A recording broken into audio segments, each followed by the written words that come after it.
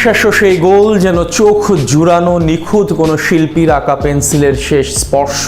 যে স্পর্শ মেসির ছুঁড়ে দেয়া শটে ছুঁয়েছে গোলপোস্ট। পুরো মাঠ জুড়ে চলছে করতালি, বাহাবা দিচ্ছেন আলভারেজকে।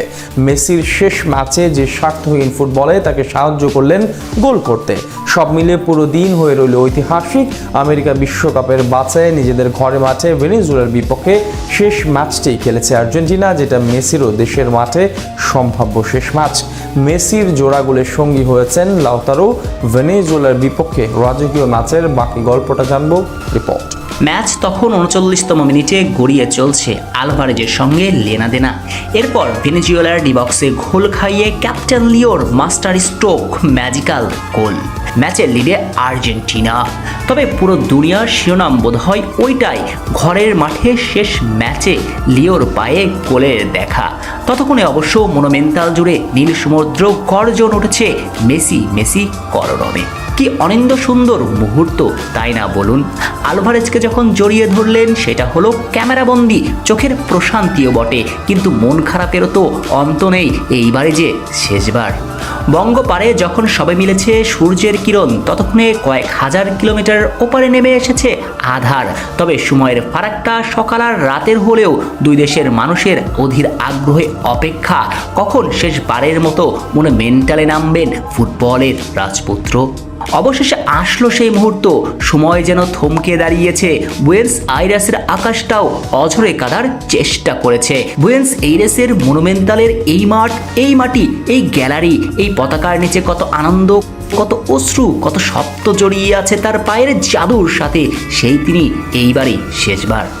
তবে ঘরের মাঠে লিওনেল মেসির শেষ ম্যাচে জয় দিয়ে রাঙিয়ে দিতে মরিয়া ছিলেন আর্জেন্টাইন মাস্টারমাইন্ড লিওনেল স্ক্যালোনি। তাই তো একাদশে একসঙ্গে শুরু করিয়েছিলেন মাস্তানতুনো আলমাডা আলভারেজের সঙ্গে ফ্রন্ট লাইনে ক্যাপ্টেন লিও। শুরু থেকে আলভারেজ, মাস্তানতুনো আলমাডারা আক্রমণাত্মক ধাঁচেই ফুটবল খেলেছেন। ম্যাচের প্রথম গোল পেতেই পারত ক্রিস্টিয়ান রোমেরো, কিন্তু অফসাইডে বাতিল। হতাশ মনুমেন্টালের উপস্থিত 1 লাখ সমর্থক। তবে সে হতাশাকে প্রাপ্তি দিয়েছেন ম্যাজিক্যাল মেসি। ক্যাপ্টেনের গোলেই বিরতিতে যায় স্বাগতিকরা। বিরতি থেকে ফিরে আসার পর আকাশনীলরা শুরুতে কিছুটা ঝিমিয়ে থাকলেও ম্যাচের 60তম মিনিটে আবার সুযোগ এসেছিল মেসির সামনে।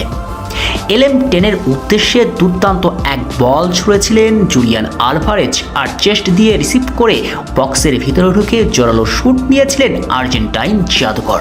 কিন্তু সে যাত্রাতে ভেনেজুয়েলার গোলকিপার দুর্দান্ত নৈপুণ্যে ঠেকিয়ে দেন।